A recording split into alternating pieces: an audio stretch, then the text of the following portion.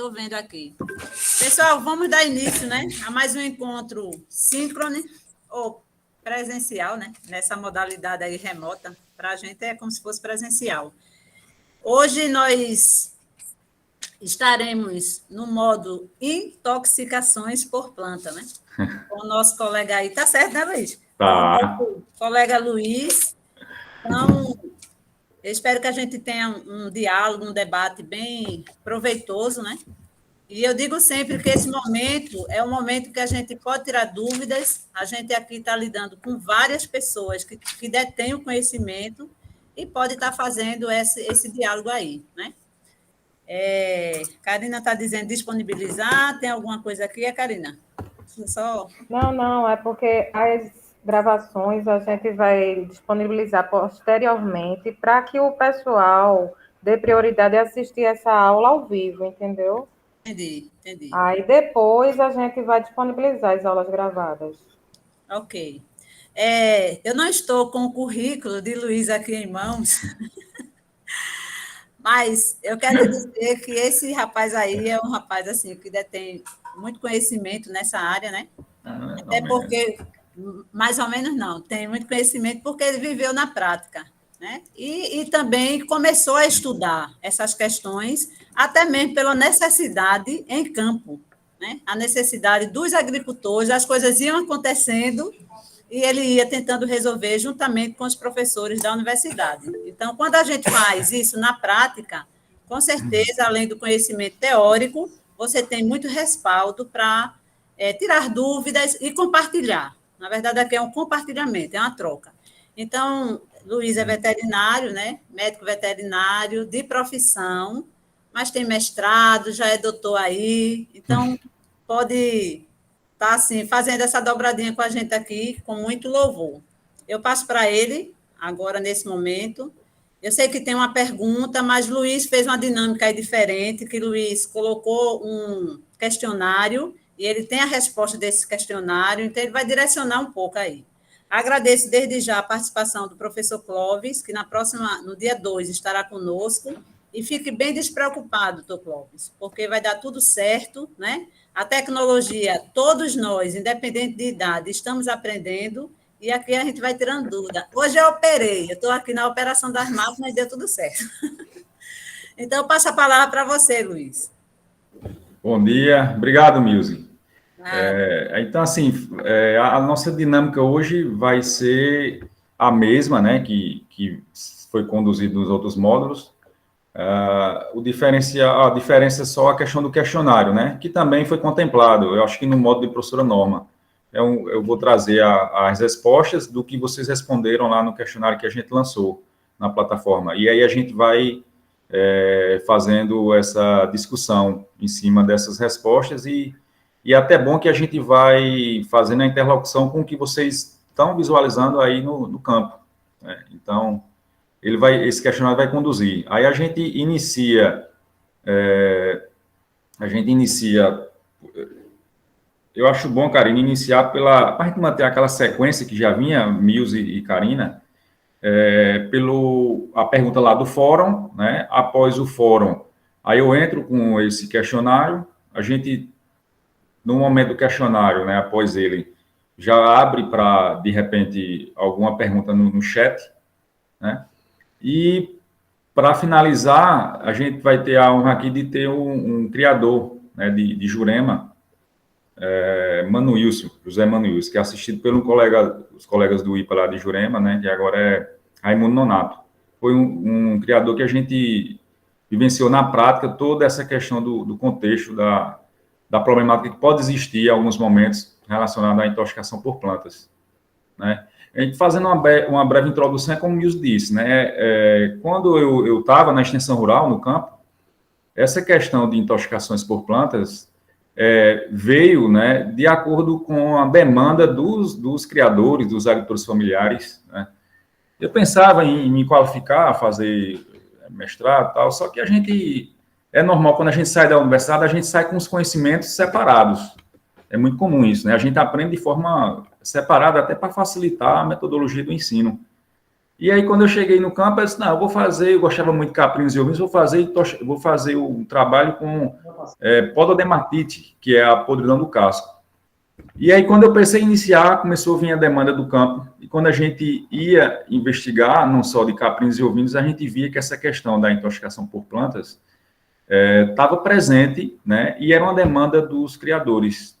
Então, assim, eu inverti, né, fui forçado a inverter, que isso é uma coisa boa, de começar a trabalhar com a demanda que vem do campo, e não eu levar essa demanda, esse trabalho pronto para o campo, achando que aqui era uma problemática, por exemplo, a podridão do casco, é uma coisa que acontece muito, mas, de repente, naquela região em que eu estava, não estava acontecendo naquele momento.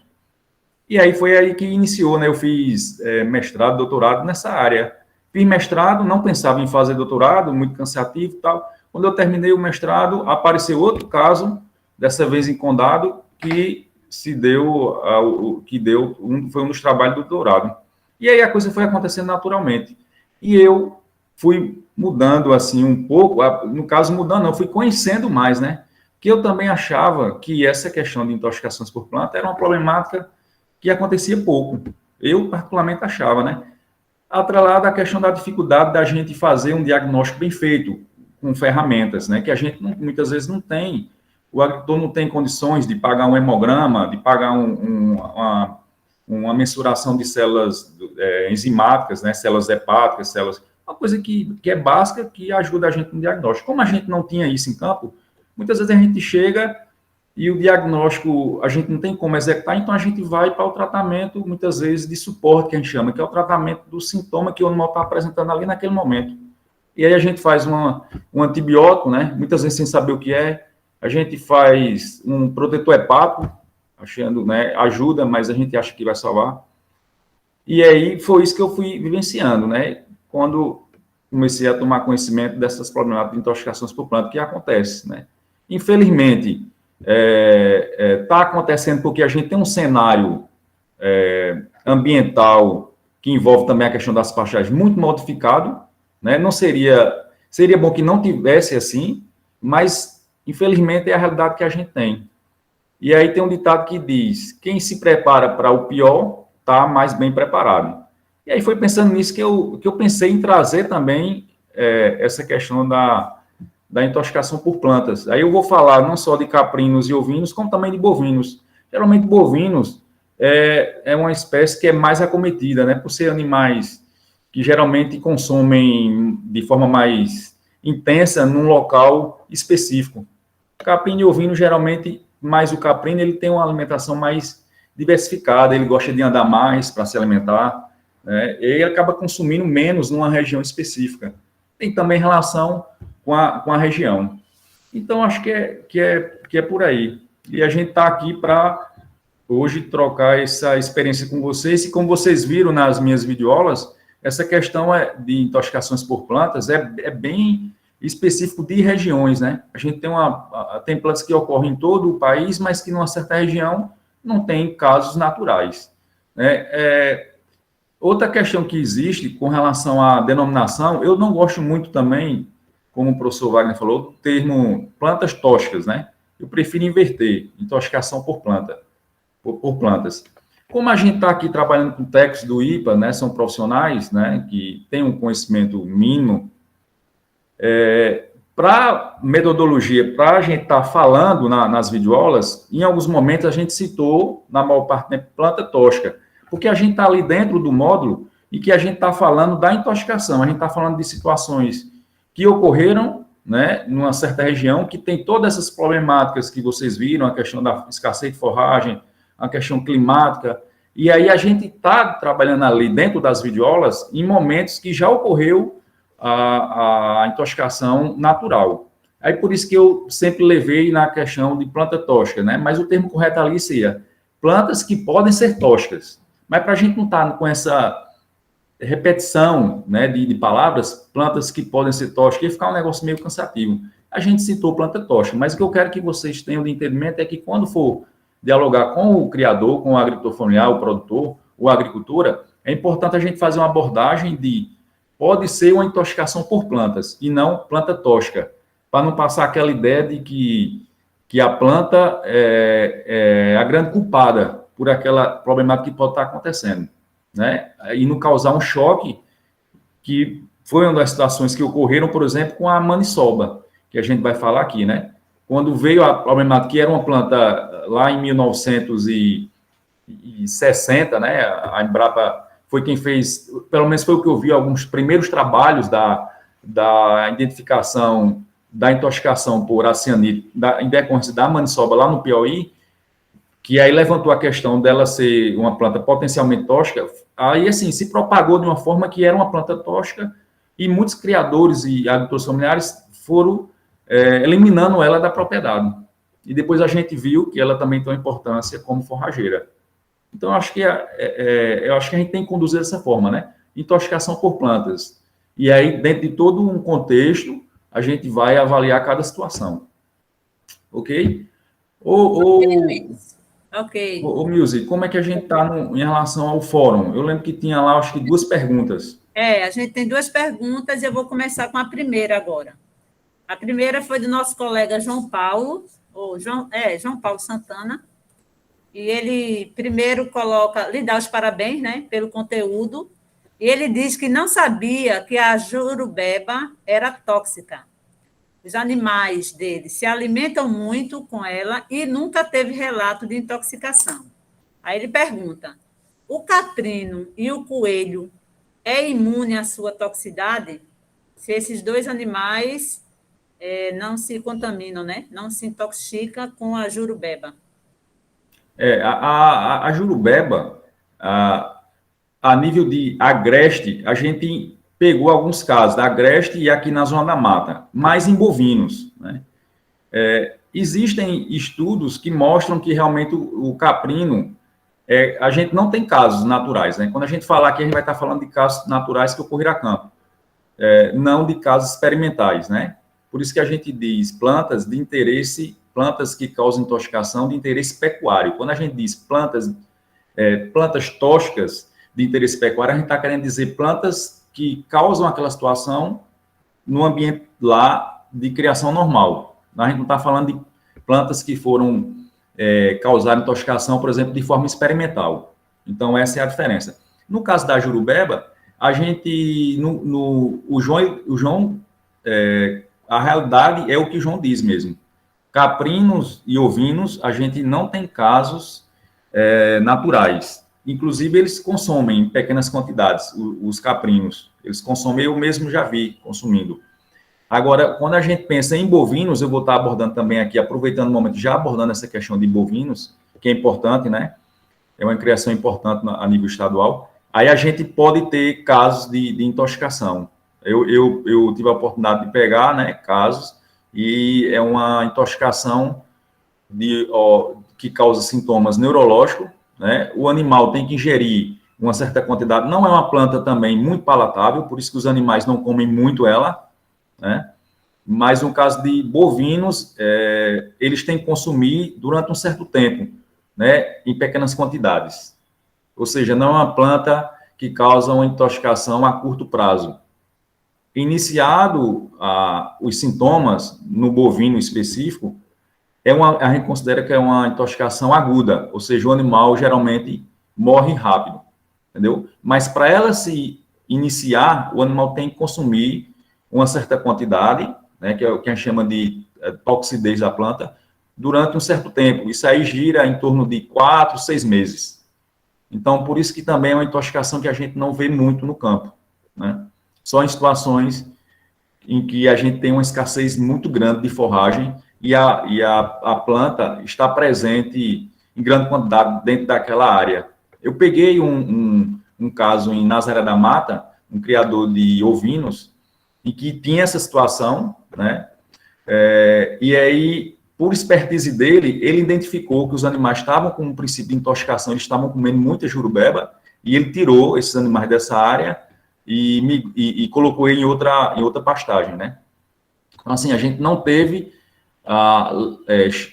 não chegou o caso dos animais morrerem, mas existe a possibilidade de estar relacionada lá, no caso, a um princípio de uma intoxicação em ovinos, porque eu fui na propriedade e realmente nessa pastagem só tinha jurubeba e eles estavam consumindo muito.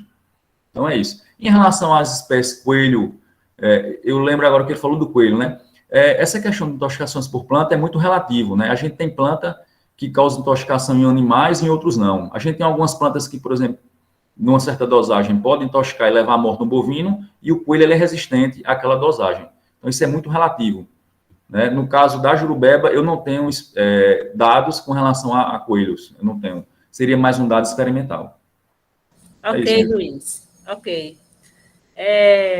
Outra pergunta agora vem de Luiz Carlos, lá de Salgueiro.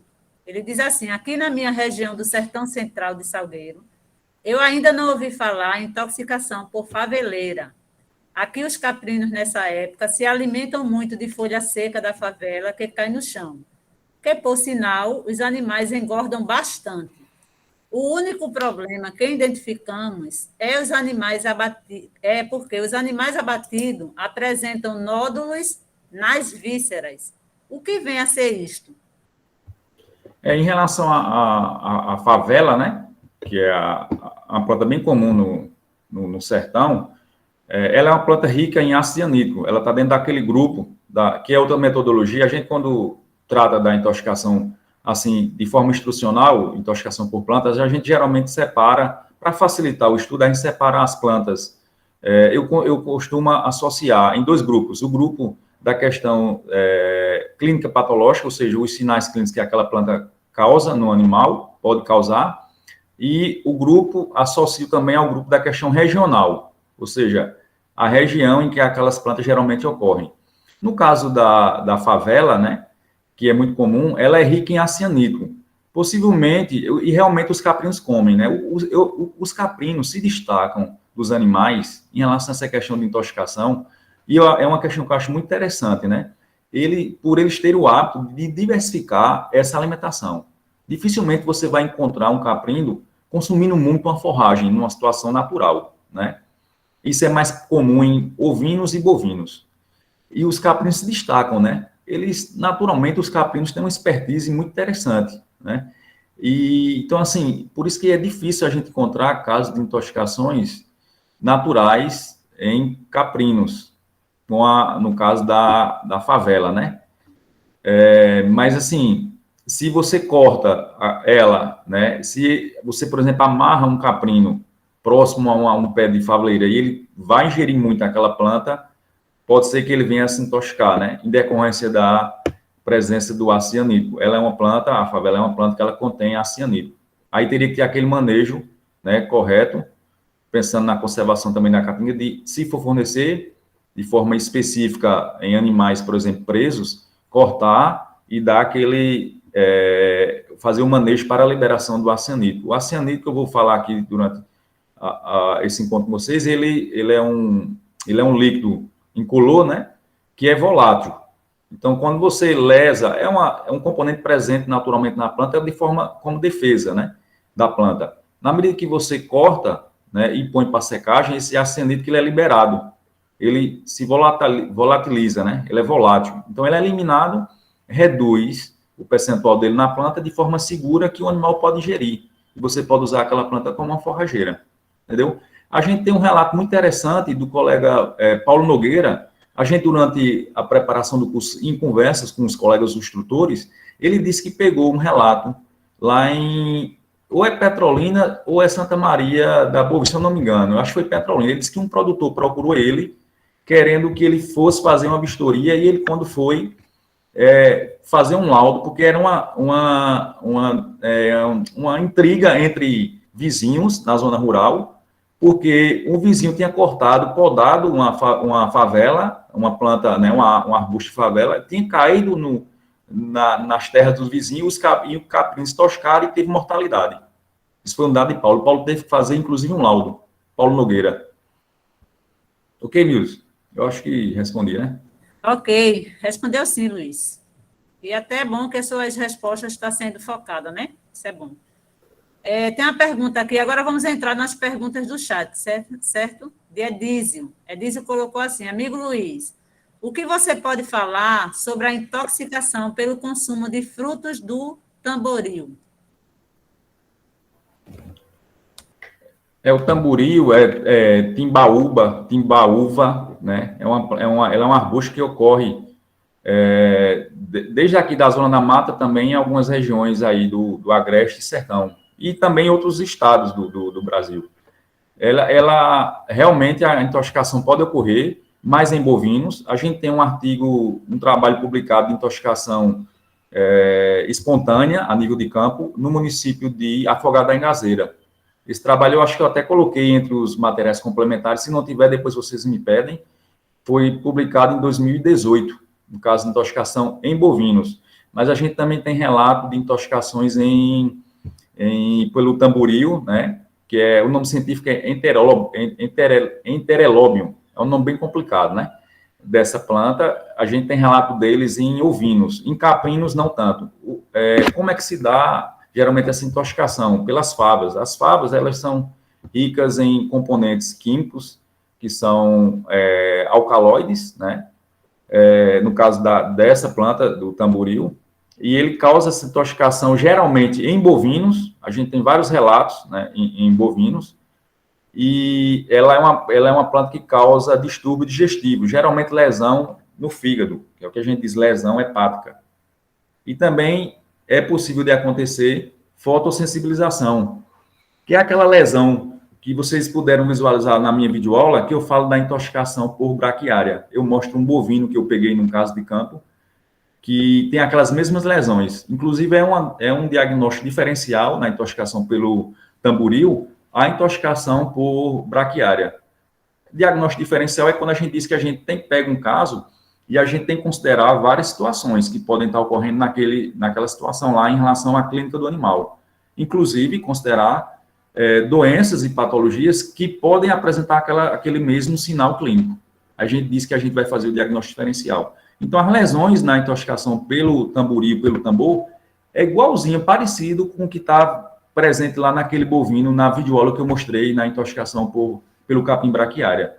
E existem relatos também e trabalhos publicados da possibilidade dessas vagens do tamboril, que é mais comum, né? A gente vê a intoxicação pelas vagens no período em que ela amadurece, geralmente após o período chuvoso.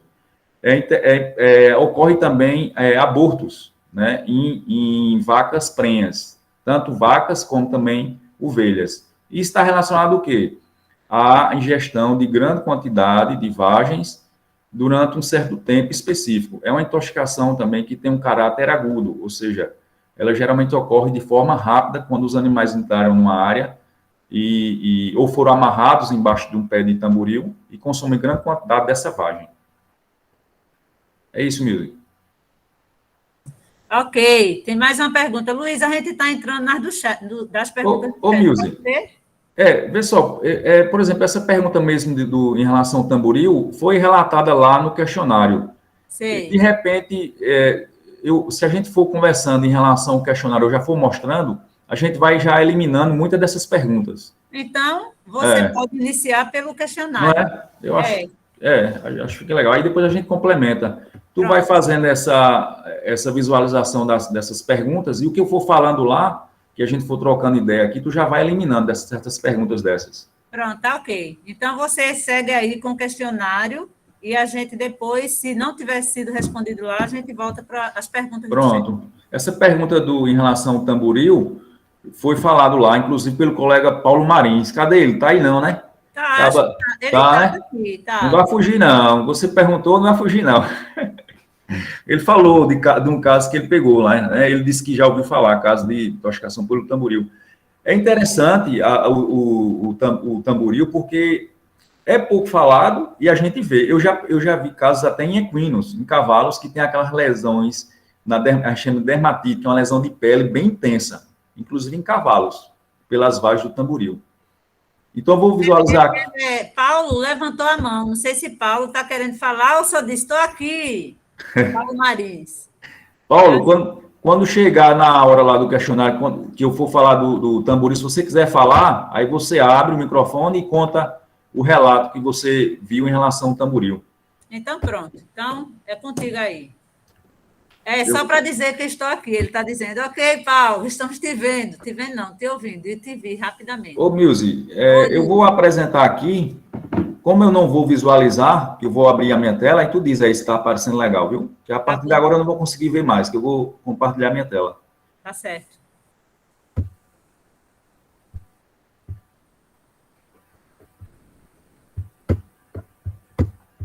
Quem é Paulo Marinho?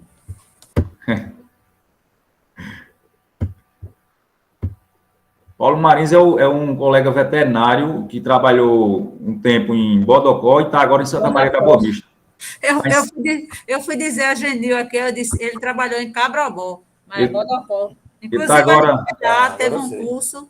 Ele está em Santa Maria da Boa... Ou em Santa Maria da Boa Vista. Ou Santa Maria da Boa Vista, não. São José do Belmonte. São José do Belmonte. Eu sei quem é. Chegou na mente de Genil. Tá aparecendo aí? Está apresentando, tá sim. Pronto. Aqui foi um questionário que a gente fez, esse questionário que vocês visualizaram, a gente pôs lá, quem não por algum motivo não preencheu, a gente disponibilizou perguntas lá com as imagens de plantas que possivelmente podem estar relacionadas a quadros de intoxicações. Ô, Luiz. Oi. Se tu puder deixar um pouquinho maior aí, ampliar. Eu acho que eu não consigo não, vice. Consegue não, né? Porque esse aqui é o padrão do formulário. Mas, assim, vai ficar maior essa parte aqui, que fala dos municípios, da profissão, como nós tivemos 34 respostas, aí fica pequeno o gráfico. Mas quando chegar na parte aqui, ó, que a gente vai discutir mesmo, o gráfico é pizza, aí melhora o tamanho. Okay. Luiz, você pode apertar Ctrl+, que ele aumenta. Ctrl+. Vamos ver aqui. E o prodígio falando. Tá vendo aí? Mais. Foi Ctrl+. Foi Karina Seabra que disse aí, foi? Foi Karina. É mesmo, ela tá com a... Tá sim. Tá forte nessa parte aí, tecnologia, ó. Pronto, aí. Tá ok. Melhorou. Ó, então, nós tivemos aqui resposta de vários colegas, né, de diversas áreas, coisa boa. Eu costumo dizer que o IPA... em termos de diversificação de profissão e de conhecimento, assim, eu acho que a gente só perde para a Secretaria de Saúde, ou a Secretaria de Educação, mesmo. Porque são vários profissionais e com conhecimento em diversas áreas. Muito interessante aqui. Ó, a gente teve resposta de colegas, a gente está uma abrangência bem legal, né? Desde aqui de Recife, né? Em pequena quantidade, mas a gente teve colegas de Agrestina, passando pelo Agreste, ó, Buíque, Exu, Glória do Itá, Itapetim, Orocó, Petrolândia, Regional Surubim, Santa Cruz da Baixa Verde, Tuparitama, né? Tem outros municípios, porque como está numa capacidade grande aqui, eu acho que cortou uma parte, né, dessa parte. Mas, assim, é só para vocês terem uma ideia de como a gente tem uma capilaridade, né, uma importância a nível estadual. A primeira pergunta que a gente fez foi em relação à capacidade que o IPA tem enquanto o laboratório de botânica de estar fazendo essa identificação de algumas plantas, né? Como eu falei para vocês na videoaula, não é o foco a identificação, num primeiro momento, a identificação botânica, quando a gente chega na propriedade, porque senão a gente muda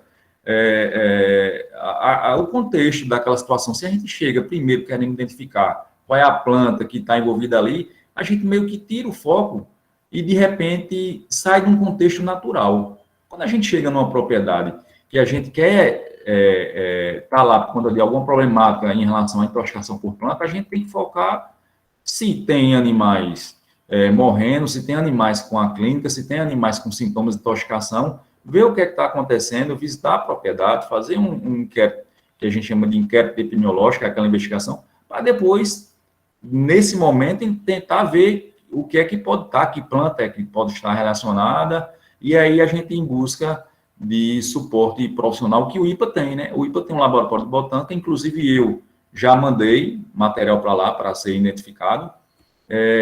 Eu estive visualizando que, para a pesquisa, eles têm um formulário de preenchimento para análise interna, ou seja, quando eles estão fazendo pesquisas, eles têm, possivelmente, esse valor abonado, não se cobra para fazer identificação botânica.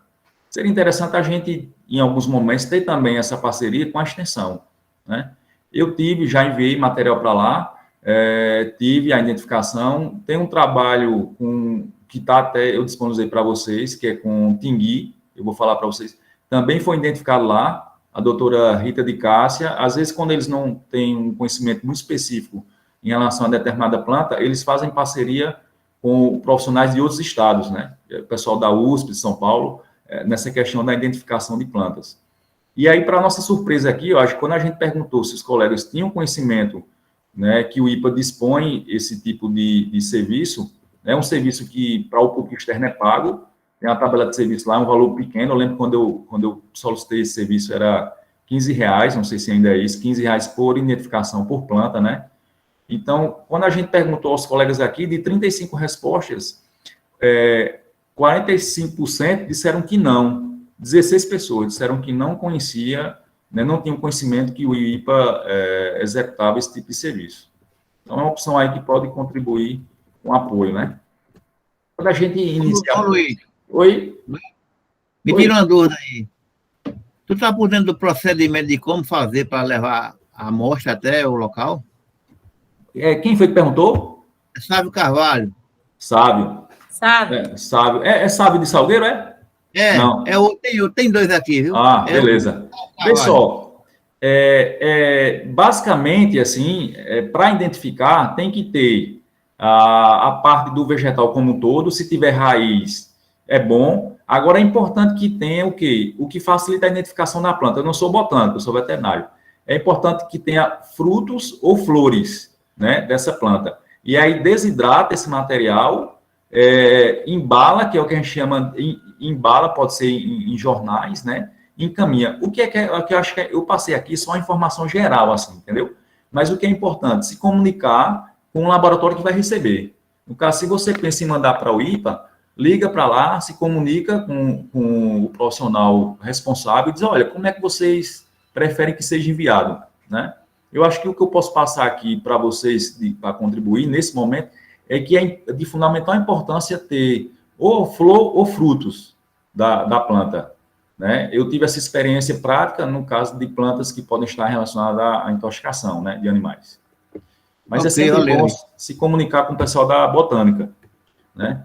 Então, mandar a planta, mandar a folha, fruto e a flor, né? Isso. Mas é bom se comunicar com eles, porque, de repente, eles preferem de alguma forma específica, né? Que você envie embalado em jornais, que você deixe secar por aí, entendeu? Pode ser que, dependendo de alguma planta, seja interessante buscar uma estufa para fazer uma desidratação melhor. Ok, valeu. Quando a gente foi para a segunda pergunta, a gente já iniciou perguntando sobre se os colegas já diagnosticaram, já observaram, ou já ouviram relatos de casos de intoxicações pelas plantas. Então, essa pergunta ela é padrão para todas as demais questões, só muda o nome da planta, né? Quando a gente perguntou sobre a mandioca brava, nós tivemos que 85% das respostas disseram que sim, que já diagnosticaram, observaram ou ouviram, né? A gente fez a pergunta dessa forma porque a gente tem profissionais aqui, veterinária, agrônomos, técnico agrícola, profissionais de outras áreas, então, às vezes, você não diagnosticou, mas você observou ou ouviu falar. E quando a gente tem essa resposta de quem está no campo, geralmente está bem próximo, realmente, de estar relacionado a um caso verídico, né? Então, 85% em relação à mandioca brava, 30 pessoas disseram que já diagnosticaram, observaram, ouviram relatos de intoxicação pela mandioca brava. O que é que eu acho importante aqui a gente tratar em relação à mandioca brava? Tanto no Agreste, como principalmente no sertão, em decorrência da falta de forragem, né? A gente vem uma estiagem, cada tempo que passa, mais prolongada, a gente está tendo uma dificuldade de disponibilidade de forragem, principalmente no sertão. E está cada vez mais comum, como opção, né? Muitas vezes em animais confinados, a mandioca, né? Eu tive contato com colegas de Salgueiro, que são criadores, e eles estão trazendo mandioca, a raspa, né, da casca de mandioca, que saem das casas de farinha, do Piauí, como opção de forragem para confinamento tanto de ovinos como de bovinos. Então, assim, a gente tem que ter atenção, inclusive esse criador que eu entrei em contato lá em Salgueiro, recentemente ele perdeu, num confinamento de 100 ovinos, ele perdeu 5, e teve que tirar esse material da casca de mandioca, que é aquela já está vindo triturado, né, das casas de farinha. Eles compram encarrado e traz para lá para Salgueiro e divide entre eles. Então, aquele material ele teve que ser retirado daqueles ovinos que foi introduzido no primeiro momento, porque os animais estavam morrendo, né? Então, é importante a gente atentar se isso pode estar relacionado à intoxicação pelo ácido cianídrico. É uma planta que tem uma concentração de ácido cianídrico, ou se aquilo ali está relacionado a um erro no manejo alimentar, né? Se estava relacionado simplesmente a um timpanismo, ou um empanzinamento, por conta que aquele material ali estava em putrefação, estava apodrecendo, estava envelhecido, estava azedando, né? Então, é importante fazer essa observação. Mas existe a possibilidade, nesse caso lá, eu não tive como fazer uma investigação mais específica, mas existe a possibilidade de ser em decorrência do ácido cianídrico. Essa mandioca está vindo do Piauí, em 2 dias chegou na propriedade e ele já iniciou nesses animais que não tinham tido contato ainda com esse material, não tinham adaptação. E, assim, possivelmente, mesmo tendo sido triturada, a gente tem que, plantas que são ricas em ácido cianídrico, mesmo sendo trituradas, a gente tem que dar aquele descanso, que o mais seguro é de 72 a 96 horas, para que esse ácido cianídrico seja liberado. Eu também tive relatos de intoxicação, nesse caso foi real, o colega de Nazaré da Mata, na época Everton, que é agrônomo, pegou em uma propriedade em Tracunhaém a morte em uma vaca, né, que se intoxicou com a manipoeira. O produtor fornecia a manipoeira, deixava descansando em baldes fora do curral, e aí o tratador lá esqueceu essa porteira do curral aberta, e a vaca, como já era acostumada, saiu e foi em direção aos tanques onde estava a manipoeira. Só que a manipoeira que estava lá estava recente, e aí ela se intoxicou e a morte foi bem aguda. Então, assim, a gente tem que ter esse cuidado. É interessante a gente observar aqui que os colegas estão com conhecimento, né, dessa possibilidade de intoxicação pela mandioca brava. A mesma coisa, parecido com a maniçoba, né, uma planta que é rica em ácido cianídrico, e a gente viu que 80% dos colegas aqui, 28 pessoas de 35 disseram que já ouviram relatos, ou já diagnosticaram, né. Em relação à maniçoba, a gente já teve uma discussão, assim, bem legal. A gente teve aquele vídeo do colega Marcelo, que colocou lá no grupo. Vocês viram que ela é uma planta que pode ser utilizada, e é bastante utilizada, né, a nível estadual, como uma planta forrageira, só que a gente tem que ter esse cuidado na hora de orientar o produtor, né, não dizer que é uma planta tóxica, mas dizer que é uma planta que, se você não fizer um manejo correto, pode estar relacionada a um quadro de intoxicação. É uma planta também que é rica em ácido cianídrico, a maniçoba, né. É interessante a gente dizer que existem algumas variações, né, de espécies, né, da Manihot, é o nome científico, a Manihot Glasiove aqui, é uma das que tem o menor percentual de ácido cianídrico, naturalmente, na planta, né. Existiram cruzamentos nessa família, e que algumas espécies, algumas famílias da espécie Manihot, elas têm menos concentração de ácido cianídrico na forragem do que outras. Essa Manihot Glasiove, né, que é a tipo de maniçoba, foi trabalhada em Serra Talhada, em Sertânia, pelo colega Valderez, e ela é uma das que tem o menor percentual de ácido cianídrico, e também trabalhada pelos colegas da Embrapa, semiárido em Petrolina. É uma variedade que veio de Petrolina, essa variedade de Manihot. Então, assim, possivelmente a gente tenha no campo uma variedade que tem menos concentração de ácido cianídrico. Para vocês terem uma ideia, é um dado importante também de se passar, quando a gente faz o corte na forrageira da maniçoba e a desidratação, a gente tem em média, na planta natural, a gente tem em média 1.000 miligramas de ácido cianídrico por quilograma de matéria verde. Quando a gente desidrata e faz o corte e dá aquele descanso, essa concentração cai para 300 miligramas, né, por quilograma de matéria verde. Então, por isso que esse manejo de corte, de descanso para fornecimento aos animais é importante, porque a gente diminui a concentração de ácido cianídrico. Vou falando aqui, Milzy, eu acho que eu vou falando, se tiver já alguma dúvida, a gente, de repente, vai fazendo essa interlocução, né, como foi com o Sábio, não é isso? É melhor. Ok. Em relação ao sorgo, né, a gente viu que 51% já ouviram, diagnosticaram, observaram relatos de intoxicação pelo sorgo. O sorgo também é uma planta que tem uma concentração razoável de ácido cianídrico e, geralmente, ela causa menos, né? Tem menos problemática a nível de campo, porque muitas vezes o produtor ele cultiva ele em área específica.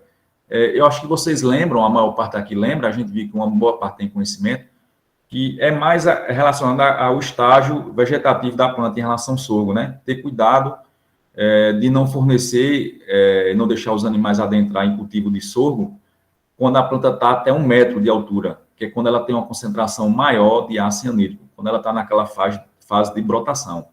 Né? Após isso, a gente vê até os animais pastejando dentro. Mas, assim, eu sempre adoto a seguinte cautela, né, da gente ter cuidado. Quando a gente vai trabalhar com um ambiente que não é o natural, como esse que o colega Luiz Carlos falou, dos animais pastejando na cantiga, consumindo a favela, e não tem caso, quando a gente vai trabalhar com um ambiente que a gente que a gente modificou e prende os animais, é sempre importante a gente observar, a gente fazer uma introdução de uma forragem de forma gradual, principalmente uma forragem que a gente sabe que tem um risco de causar intoxicação, então a gente faz essa introdução de forma gradual e, se puder, observar os animais, porque se ocorrer um caso como o que ocorreu, por exemplo, lá em Salgueiro com a mandioca brava, a gente faz a retirada dessa alimentação e diminui perdas. Em relação à favela, né, aqui nós tivemos que 37%, 13 pessoas de 35 disseram que já ouviram relatos, 62% não. Né? Aqui a gente pode ter relação também com a área de atuação dos colegas, né?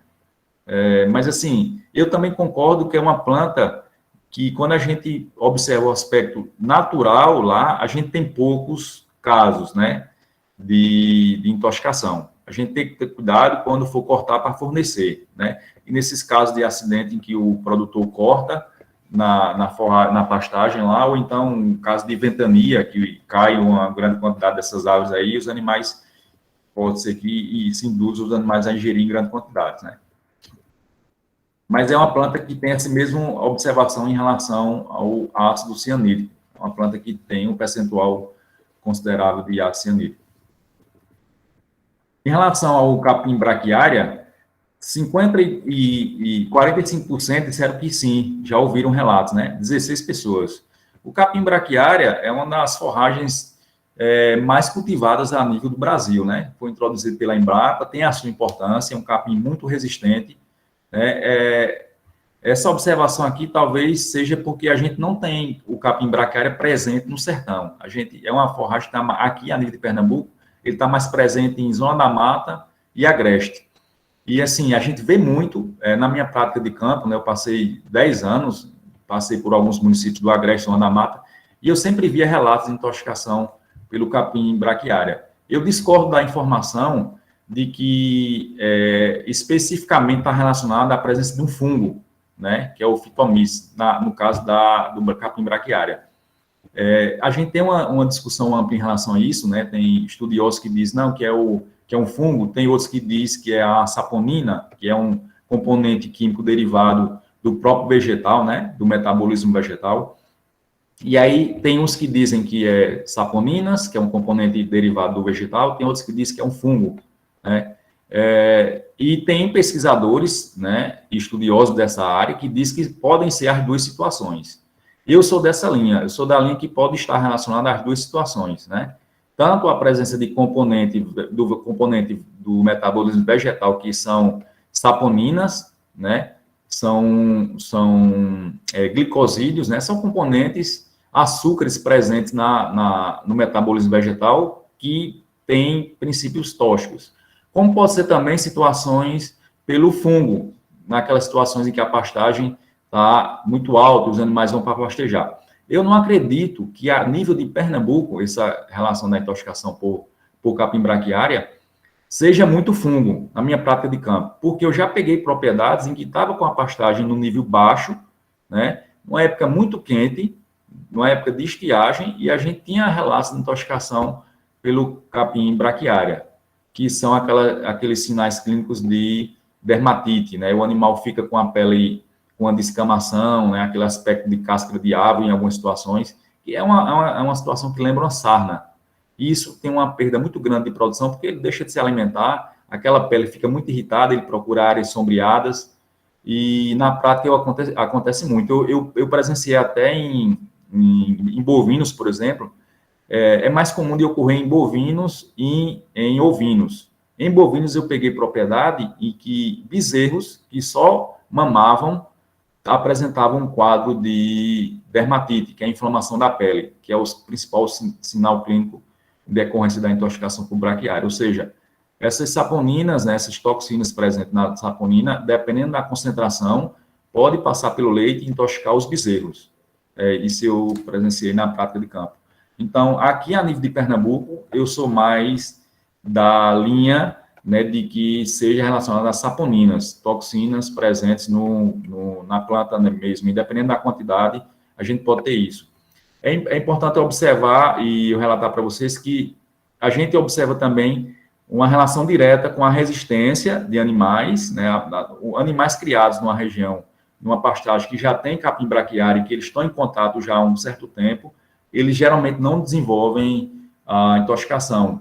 Vez ou outra, a gente vê os bezerros, né, quando tem o primeiro contato, no momento do desmame com o braquiária, ele desenvolve, mas de uma forma mais leve, né. A gente vê mais forte em animais que vêm de regiões onde não tem o capim braquiária. A gente está tendo uma movimentação muito grande, principalmente em relação a bovinos, de animais que vêm do Maranhão, do Piauí, né, para aqui, para Pernambuco. Quando chega aqui, vinha de regiões que não têm contato com braquiária, geralmente eles apresentam um quadro de intoxicação pelo capim braquiária. Quando a gente fala da guiso de cascavel, né, uma planta que ela é uma leguminosa, ela tem sua importância na fixação do nitrogênio no solo, a gente teve aqui que 31% disseram que sim, 11 pessoas de 35. Na prática de campo, eu peguei intoxicações tanto em ovinos, como em caprinos e bovinos. Eu peguei intoxicação pelo guiso de cascavel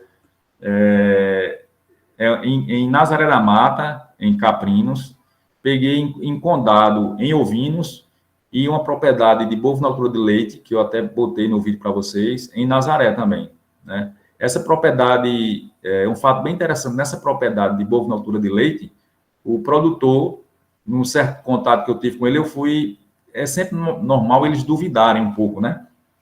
E eu fiz investigação, fiz dosagem de enzimas hepáticas, a gente confirmou que os animais estavam com lesão, inclusive hepática, lá. E quando a gente mudou o manejo e tirou esses animais para uma pastagem que tinha uma diversificação de forragem, tinha menos guiso e cascavel lá, diminuiu o quadro, né? Ele chegou a perder o reprodutor, mas a gente conseguiu reverter. E aí, quando eu levei ele para o escritório do IPA em Nazaré, eu mostrei uma cartilha, que eu sempre ando com ela, né? Que tem fotos, né, tal. E aí, ele vendo essas fotos, ele visualmente lá identificou a intoxicação, que seria possivelmente uma intoxicação por salsa, numa propriedade dele, em ovinos, que ele tinha em Itabaiana. Eu não sei se era Itabaiana, era um município ali daquela região da Paraíba. Ou era Itabaiana, ou era um município próximo de Salgado São Félix. E ele disse, Luiz, eu tive essa mesma problemática aqui, esses mesmos sinais lá em ovinos, muitos ovinos, e a gente suspeitou de raiva, que é um sinal clínico que lembra um quadro neurológico da raiva. A gente vacinou os animais e não diminuiu os sinais de mortalidade, só quando eu tirei dessa região. Os animais dessa região foi que pararam as mortalidades. E eu suspeito que tenha sido essa planta aqui. Aí ele, na foto, me mostrou a salsa. Então, assim, é muito interessante esse trabalho que a gente faz, né? Então, em relação ao guiso cascavel, a gente relata isso para vocês, que pode estar presente, né? Pode estar presente e muitos colegas não têm esse conhecimento. Essa daqui, coerana, né, que é o Sérgio, eu achei, eu esperava essa resposta aqui, né, que de Luiz, 35... Oi. Desculpa incomodar. Esse guiso cascavel tem no sertão? Tem. Ela tem um nome popular no sertão, não? Guiso de cascavel, chocalho de cascavel, pela-bucho, justamente porque ela dá um sinal clínico que o animal tem também uma dermatite, tem uma queda de pelo, tem uma irritação da pele. É uma planta que tem um chocalhozinho. Se você preencher o questionário, lá tem uma foto dela. Aí a gente tem várias espécies de crotalária, né? A que mais está relacionada e presente é a crotalária retusa. Crotalária retusa, né? Mas tem no sertão. Possivelmente a gente não tenha focos ou relatos de uma possível intoxicação aí no sertão, porque ela não tem grandes quantidades, de repente, numa mesma área. Eu mostrei para vocês na videoaula, uma das videoaulas lá que está gravada, uma visita minha em uma propriedade, que a gente pegou o caso de intoxicação lá em bovinos e ovinos. E os animais, e estava uma época com grande escassez de forragem. E os animais estavam consumindo ela. Ela é palatável, é uma planta palatável, né? Só que se os animais consomem, principalmente na fase de frutificação, porque as sementes, aquelas vagens dela, são mais tóxicas do que as folhas, o risco de intoxicação aumenta se eles consomem uma grande quantidade e num período, um curto prazo de tempo. Então, pode estar presente.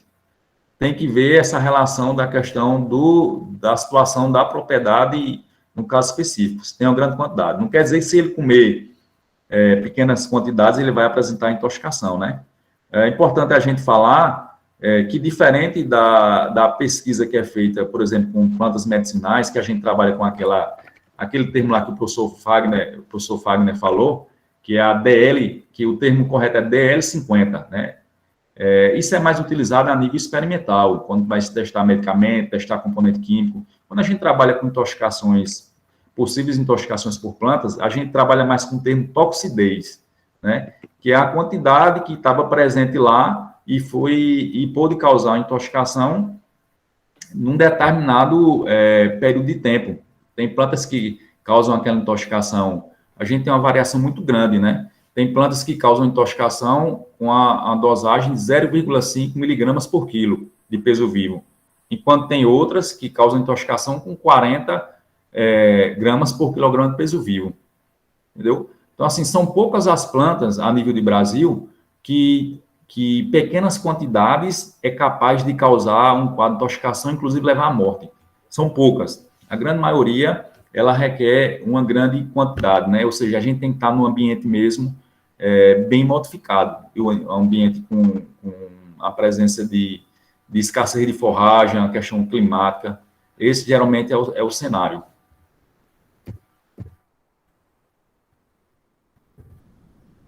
Da aquariana eu falei, né? A aquariana, ela está presente, é uma planta que está presente nessa região de zona da mata e pega um pouco do agreste, aquela parte que tem os brejos de altitude, né? Lá em Jurema, eu peguei um caso de mortalidade em bovinos. É mais comum, ela não é uma planta muito palatável, ela é conhecida também como dama da noite. O fruto dela lembra a azeitona preta, só que menor.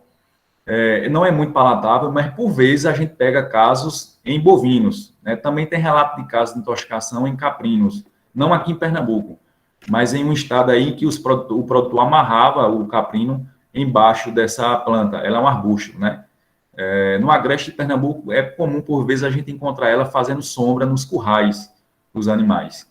E aí ela não é palatável, porém, quando você chega, às vezes, com animais de área, por exemplo, eu trago um animal do sertão, que não tinha contato com essa planta, quando a gente chega no agreste que solta, ele vem estressado da viagem, muitas vezes ele não vem com a fome, a pastagem está escassa, ele vai comer ela, e ela é bastante tóxica, né? Ela causa lesão hepática. Lesão hepática tanto em bovinos como em ovinos.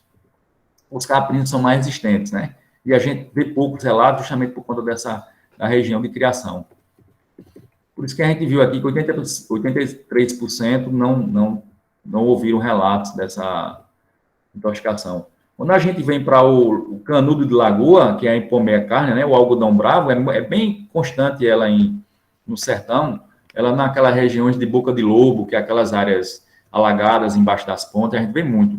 E assim, os caprinos não têm muito hábito de consumir ela.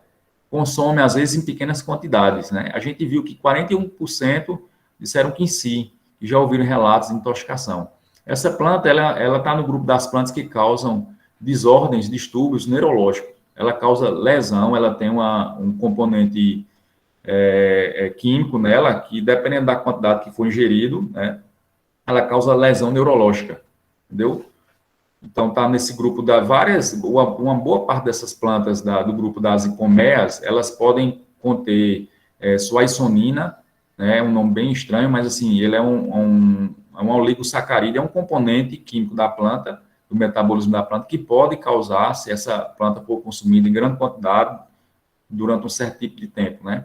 A gente tem relatos de intoxicações em Pernambuco, Sertânia, que eu me lembro agora, Sertânia, né? Sertânia a gente tem casos, e na Paraíba, Rio Grande do Norte, tem vários casos de intoxicação por plantas da família Hipomea. No caso aqui, a gente falou da Hipomea carnea, né? Que é uma planta que ocorre bastante. A Hipomea carnea é a subespécie fistulosa. Se vocês pesquisarem, vão encontrar vários relatos de intoxicações em artigos científicos. A gente tem a salsa também, né? A salsa também é do grupo das hipomeas.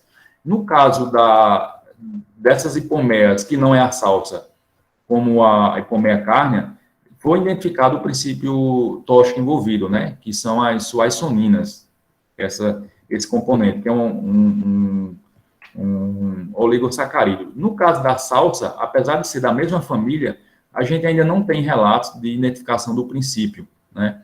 E ela causa bastante quadros de intoxicação, porém, com um grau menor de sinais nervosos, e a gente geralmente não encontra lesão neurológica.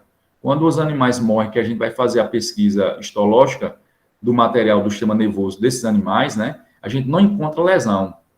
Enquanto que lá, nessa planta anterior, que é o canudo, né, a gente encontra lesão. E eles têm os animais apresentam um sinal clínico mais intenso. Na salsa, ocorre bastante, inclusive a nível de agreste e sertão. A espécie que é mais acometida é ovina, a espécie ovina. A gente também encontra em caprinos e bovinos. Por vezes é comum, como eu falei para vocês, os borregos que estão mamando nas ovelhas, às vezes as ovelhas não apresentam o sinal clínico, está consumindo salsa em pequenas quantidades, mas esse componente tóxico ainda não foi identificado, passa pelo leite e causa aqueles quadros clínicos que vocês viram na videoaula em borregos. É uma planta que ocorre muito em margem de açude, de barragens, a nível de sertão. Ela não é uma planta palatável, tem que estar dentro daquele contexto da questão de falta de forragem, escassez de forragens. A jurubeba, eu já falei para vocês, né? Era algo esperado também, né? Que a gente tivesse poucos relatos vindo de vocês. A gente teve aqui 11 pessoas de 36 que disseram que não ouviram relatos. Os animais geralmente consomem pouco dela, a jurubeba. Ela não é muito palatável, né? Doutor Luiz. Oi. É André, aqui da Pedra. Diga lá, amigão. Essa salsa, ela é a mesma jitirana? Acho que é a foto parecida. É porque é o seguinte, esse termo jitirana, ele é usado para várias trepadeiras, essas forragens trepadeiras que a gente tem no sertão e também no agreste. Aí é importante, nesse caso, o que seria importante a gente observar? A gente não procurar casos de intoxicação pela planta, tentando identificar a planta. A gente a nível quando a gente fala dessas hipomeas trepadeiras, os caprinos, como vocês viram na apresentação do colega Valderedes, no início do curso, eles consomem bastante ela no inverno. Eles consomem, né? Elas ficam bastante verdes, frondosas. Em situações naturais, os caprinos andam muito. Caprinos e ovinos. Eles comem um pouco de um pouco de outro, e sai ali, ó, fazendo o balanceamento alimentar dele, que isso é a situação natural e que era o que seria interessante que tivesse acontecendo. Então, assim, quando a gente fala dessas plantas, o que é que a gente tem que se preocupar? De não procurar estar identificando planta para associar a casos de intoxicação. A gente tem que estar com essa informação em mente, né? E, assim, ir em busca de informação, de identificação botânica, se tiver ocorrendo mortalidade. Então, se tiver ocorrendo mortalidade na sua região, algo que lembre esses sinais neurológicos, né? Animais que são vacinados para a raiva, é importante ter sempre a fazer a interlocução com um colega médico veterinário. Então, a gente descarta doenças infecto-contagiosas e continua tendo mortalidade numa certa época específica, numa região específica, você está vendo que os animais estão consumindo muito aquela hipomea, né, aquela planta. E aí é interessante investigar, né? mandar para a identificação botânica, porque só assim a gente consegue dizer qual é a espécie. E esse termo jitirana ele é usado para várias trepadeiras a nível de agreste e sertão. Entendeu? Aí eu teria que ver. A salsa, ela é muito comum, né? Ela é uma planta rasteira, ela não é trepadeira. Geralmente esse termo jitirana é usado mais para essas trepadeiras, que fica por cima das outras forragens. A salsa, ela geralmente é rasteira. Tanto no formulário, como lá na videoaula, eu botei umas fotos que ajudam na identificação. Geralmente é uma planta a nível de campo que o produtor já tem um conhecimento bom em relação à salsa. Ok, André? Pronto, tá certo. Aí só para finalizar, e no caso, essa salsa ela também pode causar algum quadro de aborto? A gente não tem relatos de aborto em relação à salsa, não. Pouco provável isso aí. É mais esse sinal. Ela é uma planta que a gente diz que está dentro dos grupos, que no caso só tem ela, né? Ela está dentro do grupo das plantas que causam distúrbios neurológicos, né? Ou seja, ela afeta funções do sistema nervoso do animal. Porém, ela não causa lesão. Tem alguns trabalhos que mostram lesão, mas só que com trabalhos experimentais, em que forneceram grandes quantidades dessa planta durante um certo período de tempo. Aí visualizaram lesões neurológicas. Né? Geralmente, nesse caso da salsa, a gente, quando o animal morre, a gente não encontra lesão característica no sistema nervoso. Né? E principal sinal clínico qual é?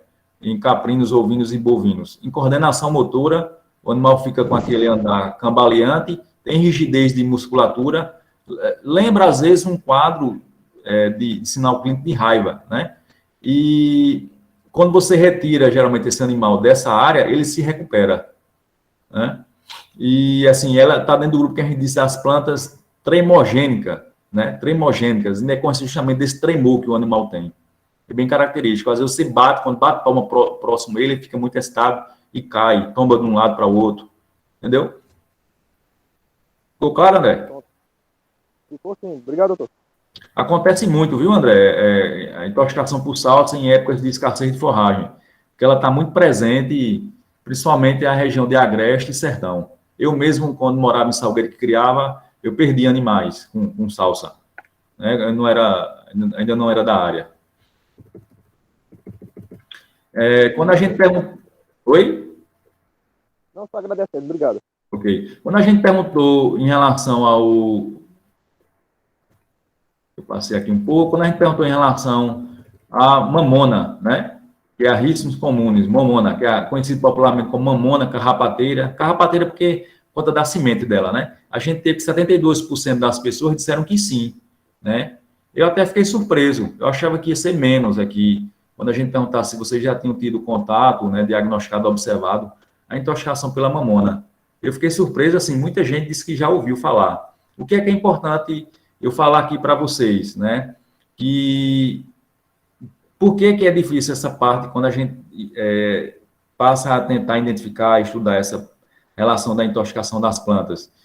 É muito diverso, né? O ambiente de conhecimento. Para vocês terem uma ideia, quando a gente fala da mamona, é mais comum, às vezes, acontecer intoxicação pelas sementes, né? As sementes são ricas em uma toxina, que é uma toxalbumina, é uma proteína tóxica, que causa sinais de lesão digestiva, diarreia. A gente, quando faz a necrópsia em animais que morreram, a gente vê hemorragias no intestino, né? Tem uma lesão bem característica. Sempre tem que associar a lesão da necrópsia, né, com material, aquela lesão que a gente diz macroscópica, que a gente vê lá olho nu, a gente coleta material, manda para o laboratório, sempre trabalhando em parceria com as universidades, e lá eles fazem também a análise do tecido. Ele vê que tipo de lesão ele vê naquele tecido específico, que é o que a gente diz lesões microscópicas.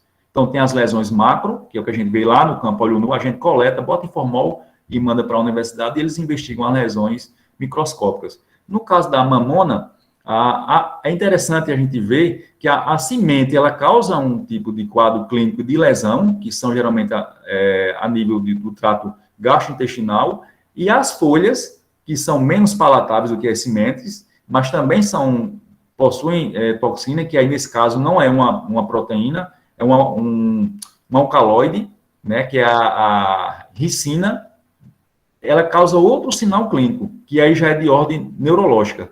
A gente não vê muito a intoxicação pela folha, é mais comum pela semente, porque justamente elas não são muito palatáveis. Mas tem aquela situação que eu falei para vocês, de quando elas estão, o pé de mamona, né, está brotando no chão, no estágio mais jovem, às vezes os animais consomem. Eu já peguei propriedade de ovinos, né, consumindo a mamona jovem. Aí, nesse caso, tem que ter cuidado, a folha, né, a folha da mamona, tem que ter cuidado com o risco de repente aparecer quadros de intoxicação, né, quando a gente tem escassez de forragem. Então, assim, vocês vejam, na mesma planta, a gente tem situações em que a folha pode ocasionar um quadro de intoxicação e a semente outras. Se a gente não tem esse conhecimento, por exemplo, e chega numa propriedade e a gente está tendo um quadro de intoxicação neurológica pelas folhas, e a gente sabe que a mamona, a gente fala de uma forma genérica, pode causar um quadro de distúrbio gastrointestinal, a gente já de cara descarta, né? Quando a gente não tem esse conhecimento. Então, a gente vê que existem estudos muito diversos nessa área de intoxicação por plantas. Então, no caso da mamona aqui, a gente pode ter essas duas situações. A folha, que é menos comum, e as sementes. Também não ocorre com grande frequência, mas a gente tem que estar atento, porque essa frequência é maior do que a intoxicação pelas folhas. Quando a gente fala do tingui, aí aqui eu fiquei surpreso também, né? O tingui, 52% das pessoas disseram que sim.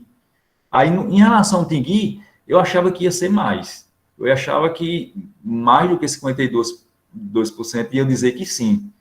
Porque eu considero uma das principais plantas, né? Que quando a gente mistura agreste e sertão, inclusive zona da mata, aqui a nível de Pernambuco, e outros estados também do Nordeste, ocorre muito a intoxicação e é uma planta dentro do grupo das plantas que causam morte súbita, né? A gente diz por falha cardíaca, né? Ela dá a toxina presente, que é um ácido monofluoracético, ela dá uma parada cardiorrespiratória.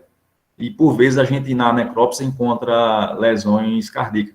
Quando eu falei para vocês do quadro de lesões, é importante também deixar aqui a informação que certas plantas podem causar lesões em órgãos, né? Quando a gente faz aquela separação para facilitar a transferência de informação e a troca de informação, a gente separa por grupos e diz que aquela planta, por exemplo, causa lesão no sistema neurológico. Mas não quer dizer que toda vez que o animal consumir e possivelmente aparecer um quadro de intoxicação, ele vai ter aquela lesão. Nem sempre a gente encontra a lesão que é característica de uma certa intoxicação. A gente trabalha geralmente com um percentual de 30%. Aí isso para vocês verem como é difícil o diagnóstico e como é importante a gente atrelar sempre o conhecimento de campo.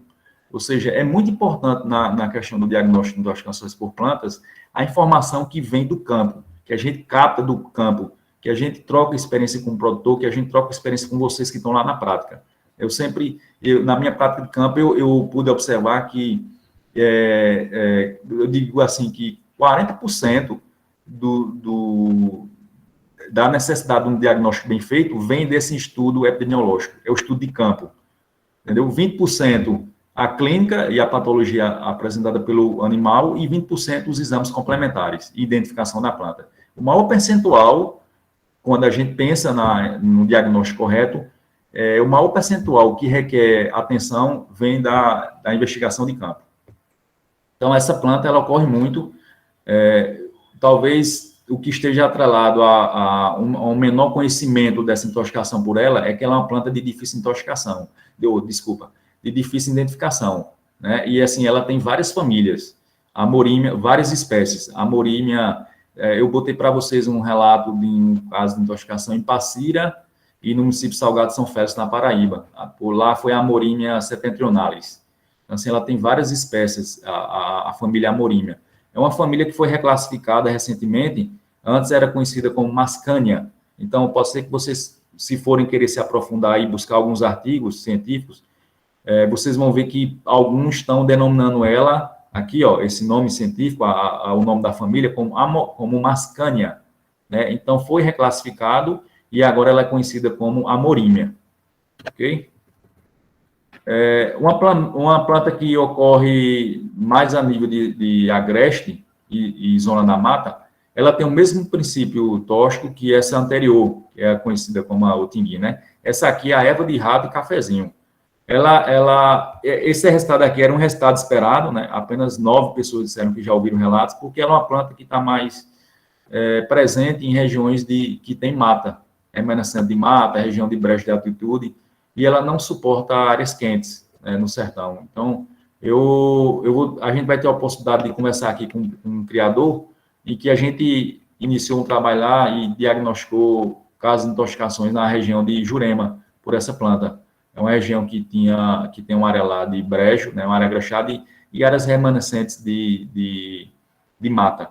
Ela não aguenta áreas de insolação. Geralmente, ela está presente em áreas de mata e ela fica um arbusto mais baixo, né, e presente nas áreas sombreadas. É uma planta bastante tóxica. O que é que a gente tem que ter atenção nela, o pessoal que está trabalhando no agreste aí, na área de brejo, é que, nesse caso aqui, é uma planta que é palatável, ou seja, o animal, geralmente mais o bovino, que é os bovinos aqui têm acesso a essa área, a gente pode ter casos também em ovinos, né? O rebanho ovino aqui a nível de agreste está aumentando muito. Eu estava fazendo um levantamento para vocês terem ideia. O rebanho, de acordo com dados oficiais do estado, o rebanho ovino no estado de Pernambuco já é maior do que o caprino. Então, assim, a gente está tendo uma criação, um confinamento muito grande aqui de ovinos em Pernambuco. A gente o último levantamento de 2019, a gente tinha em torno lá 2 milhões e 700 cabeças de ovinos, enquanto que caprinos 2 milhões e meio, em torno disso aí. Então, a gente tem que ter uma atenção com esse pessoal aí, os colegas que trabalham nessa região, que tem um pouco de brecha de altitude, tem uma atenção com relação ao risco. Eu passei algumas orientações de como conduzir isso lá na videoaula, né? Que é importante também que a gente oriente o produtor, o criador, o agricultor familiar, passa a informação e já passa os cuidados para que a gente não tenha desmatamento, né? É importante. Eu vou falar quando a gente conversar com o criador lá de Jurema, vocês vão ver umas situações bem interessantes que ocorreram lá e que a gente diminuiu, inclusive, o desmatamento. Quando a gente perguntou, né, bem interessante aqui, se os colegas poderiam ou teriam conhecimento de outras plantas que não tinham sido listadas no questionário, a gente teve informação aqui do Comigo Ninguém Pode, né, que a gente sabe que é uma planta ornamental, é uma planta que não ocorre, né, não está dentro do grupo das plantas que a gente diz plantas de interesse pecuário, não está dentro.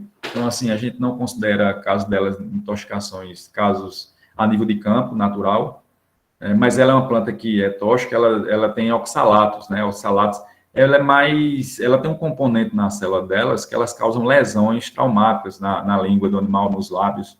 Então, tem relatos em cães. Os cães consomem ela de forma acidental e apresentam um quadro de alergia, um inchaço nos lábios, inchaço na língua. Aí tem que ser o tratamento sintomático, né? Fazer corticoide. Foi citado enterolóbio, né? Aqui foi uma redigitação, com E no início, enterolóbio. Então, assim, aquilo que eu falei para vocês, né? Eu já citei enterolóbio, mas foi relatado que não tinha sido colocado aqui. Braúna, interessante, a Braúna foi citada por 2 colegas, ó, Braúna.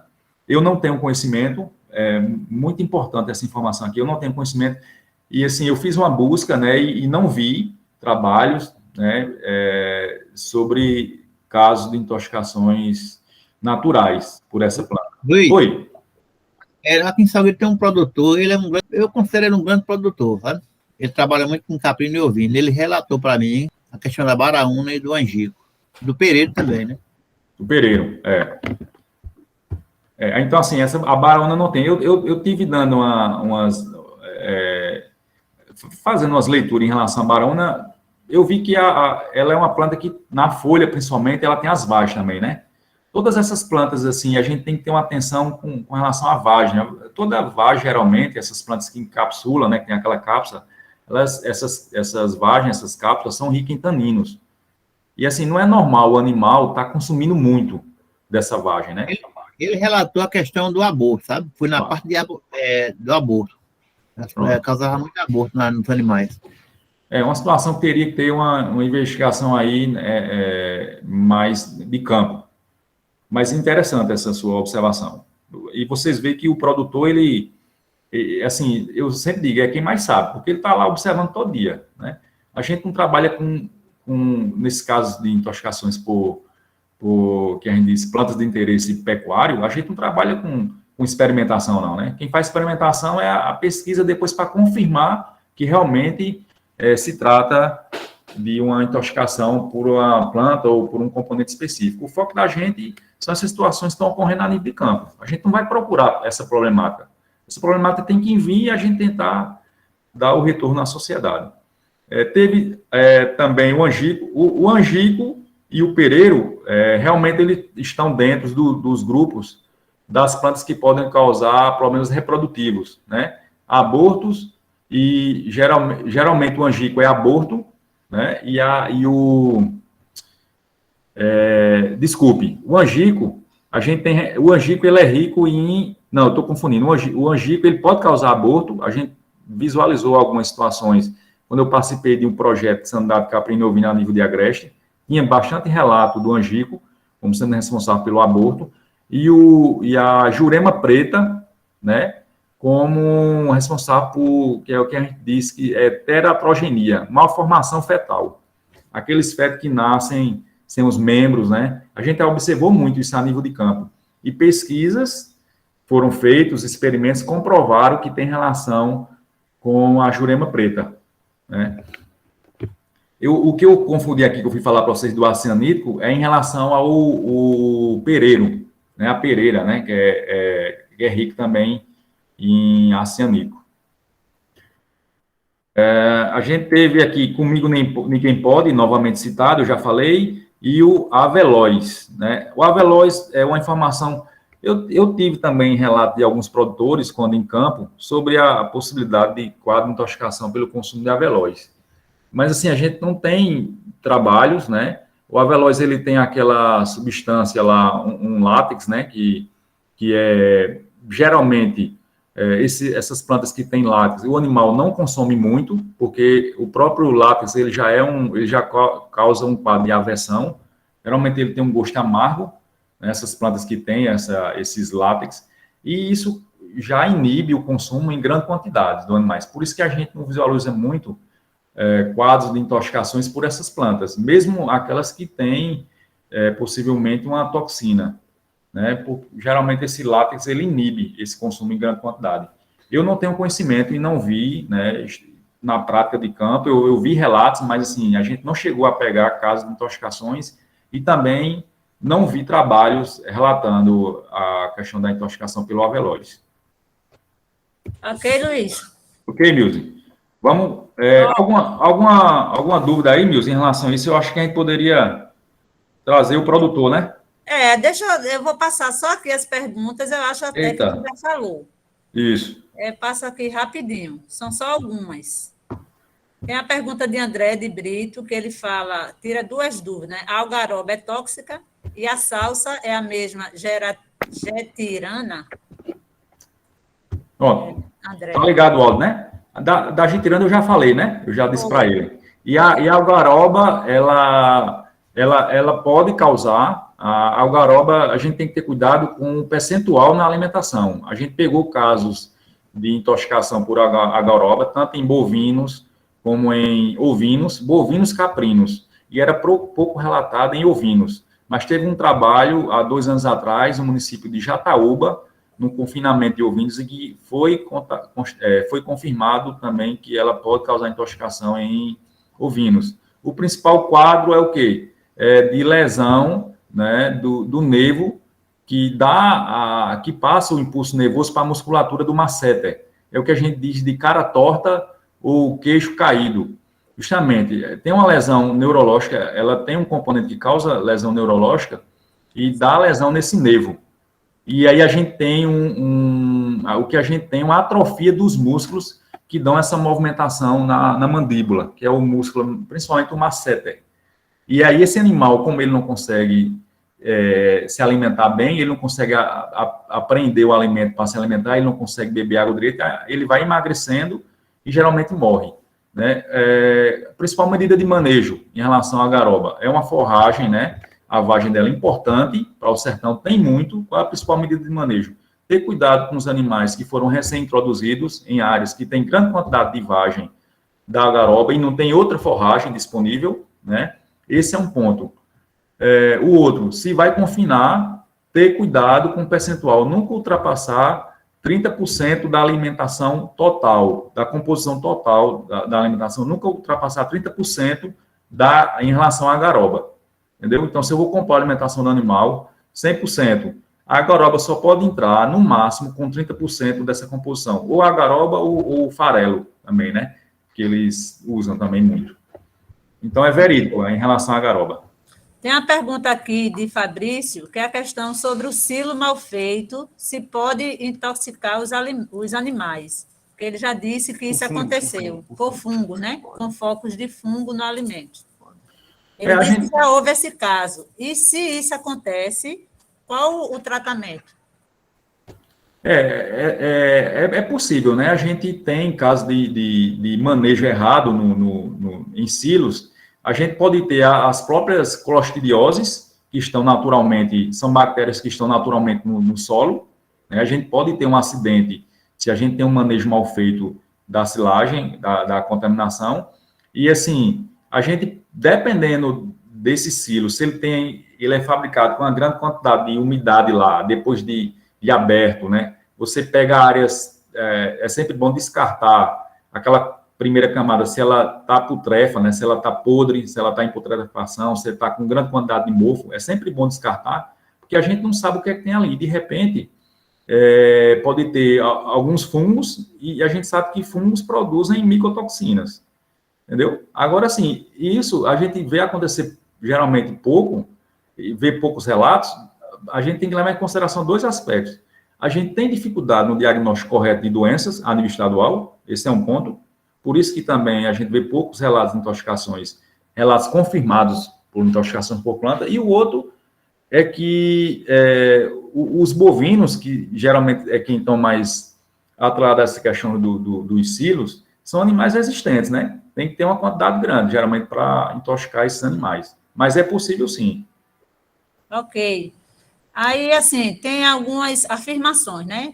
Landim colocou no chat que no sertão, caprinos e ovinos comem jitirana e não se intoxicam dessas espécies. Ele não fez uma pergunta. Porque, Mills, eu acho que ele está falando em relação a... Porque na videoaula, um dos materiais da minha tese foi intoxicação por Merremia macrocalix, né?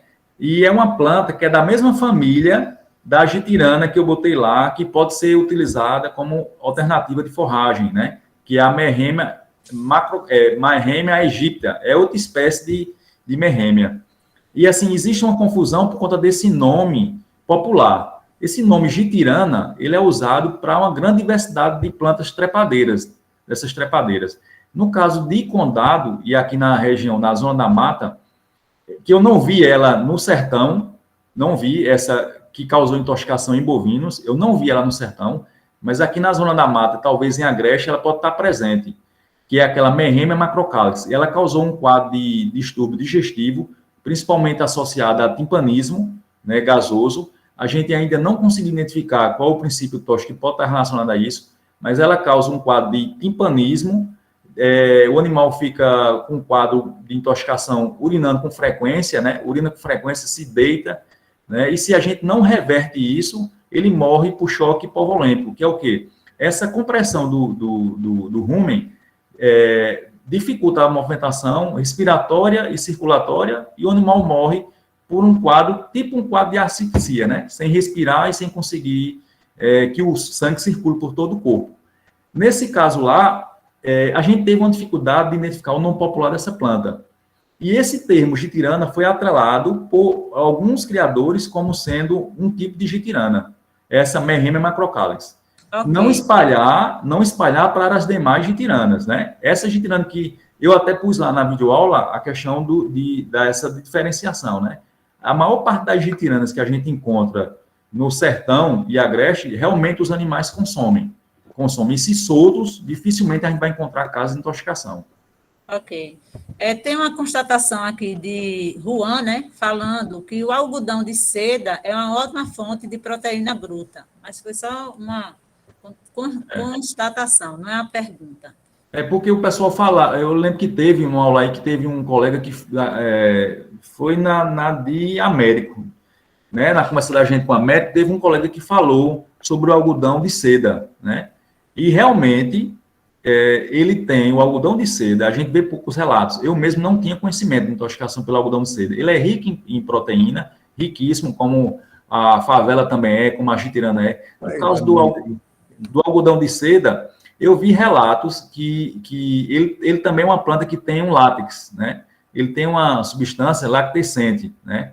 E esse látex, em outros países, foi associado à intoxicação por caprinos, né? Agora, consumindo em grandes quantidades, por quê?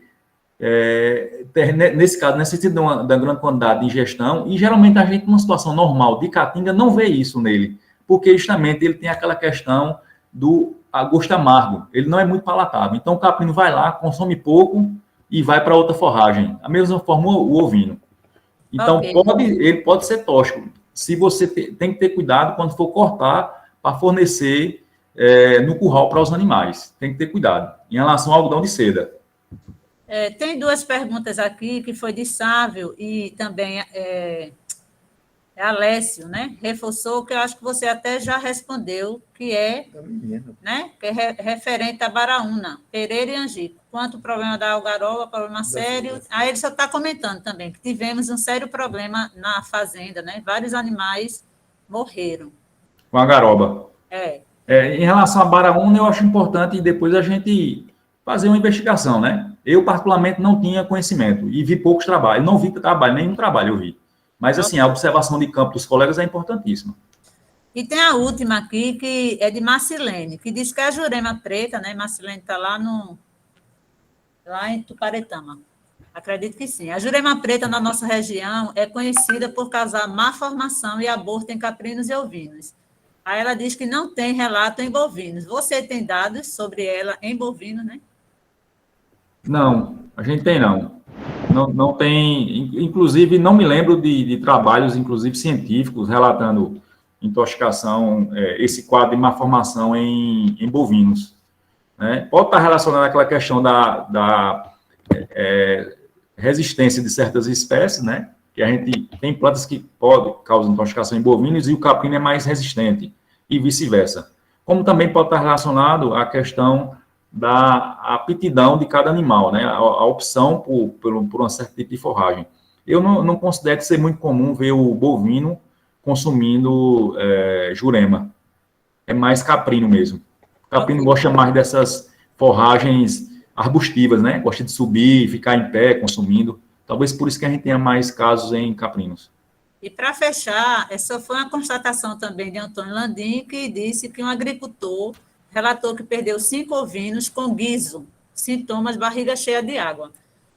Aí, Luiz, depois que você falar sobre isso aí tem a questão do agricultor, né, que vai dar uma contribuição, e depois Américo, talvez, não sei se Américo ainda queria falar, que ele depois, lá atrás, tinha pedido, mas eu acho que agora a gente passa primeiro, Américo, para o agricultor. São 10h41.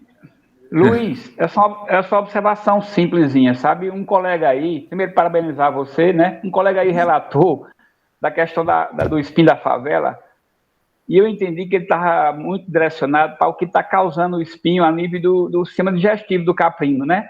Então, assim, eu trabalhei com inspeção 1 ano e meio aqui em Santa Maria, e a gente vê muita questão de lesão a nível do intestino, e o pessoal faz uma confusão se foi o espinho da favela que causou lá no duodeno, quando vai aproveitar vamos dizer, que eles chamam de fato, né, para fazer a buchada, ou se foi relacionada à larva daquele parasita, esofagóstomo, entendeu? Então fica essa confusão, e muitos sistemas digestivos são perdidos, jogados fora, porque na dúvida ninguém ultrapassa. Então tem a lesão no intestino, joga fora. Então se fosse aproveitado muito sistema digestivo economicamente, seria interessante investigar a diferenciação, se é o espinho de favela que causou, ou foi-se lesão referente à verminose, esofagóstomo, né? Ótimo, minha colocação. Eu tinha, inclusive, esquecido de fazer esse comentário, né? Muita informação eu não falei sobre essa questão. E, América, eu acho que a gente pode incluir até aí, nesse caso, claro, eu não sei que tipo de lesão ele está falando, né? Se é uma lesão, por exemplo, que é supurativa, mas a gente pode incluir ainda no diagnóstico diferencial linfadenite caseosa, que a gente vê muito, né? Eu não sei se essa lesão é uma lesão seca, né, que ele fala lá, entendeu? Mas é importante. Isso é muito comum. Se você for ao abatedor de caprino, você vê isso com muita frequência, sabe? Lesão que joga fora por conta da desconfiança, né? Da inspeção em relação ao aproveitamento, sem saber a origem disso, sabe? Se é o espinho, se é a linfadenite, ou se é aquela terceira coisa que eu falei, né? Espinho, linfadenite e lava de esofagóstamo, né? Eu, particularmente, assim, claro, teria que ver essa lesão, né? Assim, eu, particularmente, eu atrelaria mais a linfadenite caseosa. Agora, você tem que ver se é uma lesão que tem abscesso, né? Aí, por isso que a gente... Mas é importante essa observação e, assim, eu me coloco à disposição, a gente, se for o caso, Américo, pensar em algo aí, junto com o Marcelo, né? Marcelo é o nosso supervisor de capim novinho, a gente pensar em algo de fazer uma interlocução com esses colegas do abatedouro. Beleza? Eu posso fazer aqui em Santa Maria, eu posso ir lá de novo e pegar a registro e mandar para você, viu? Ok. Eu queria que o Luiz agora desse a palavra ao agricultor, né? Para que a gente pudesse... Doutor Mano Wilson, será que ele está aí na sala? Mano Wilson, é o conhecido como Mano. Deixa eu dar uma ligadinha para ele aqui. Eu vou fechar aqui o compartilhamento. Viu? Deixa eu dar uma ligadinha para ele. Ele disse que tinha entrada aqui. Ele disse, bora. Não sei se ele está lá. Mano Wilson, deixa eu ver aqui na relação. Mano Wilson está aqui, sim. Mano Wilson Araújo. Doutor Mano. Você agora tem que abrir seu microfone, Mano Wilson. Aperta aí na tela para abrir seu microfone. O microfone dele está fechado.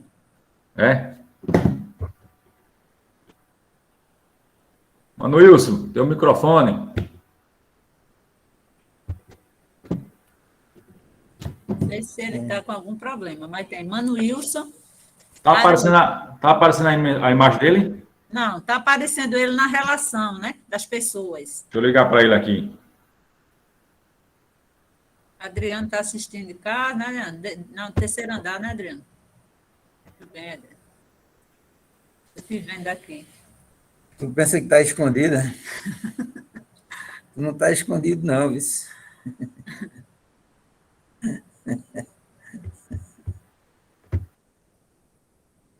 Luiz fechou o seu microfone. Eu estou tentando ligar para ele aqui. Tá bom, tá certo. A tecnologia. É assim mesmo, vamos se adaptando. Enquanto isso aí, pessoal, quem ainda não fez, não assinou, né, a lista de frequência, assine. E aqui também no chat a gente tem vários parabéns para Luiz. Depois a gente copia e cola e manda tudo para ele aqui, Karina. Acho que você nasceu para ser um educador, grande apresentação. Depois a gente fala pessoalmente. Muito bom, parabéns, excelente aula. Só elogios aqui, Luiz. Tem um elogio aqui para a gente, Marlene. Parabéns a toda a equipe organizadora. Obrigada, Marlene. A lista de frequência colocando aqui também. O instrutor assina aí, Américo. Pode assinar, tranquilo.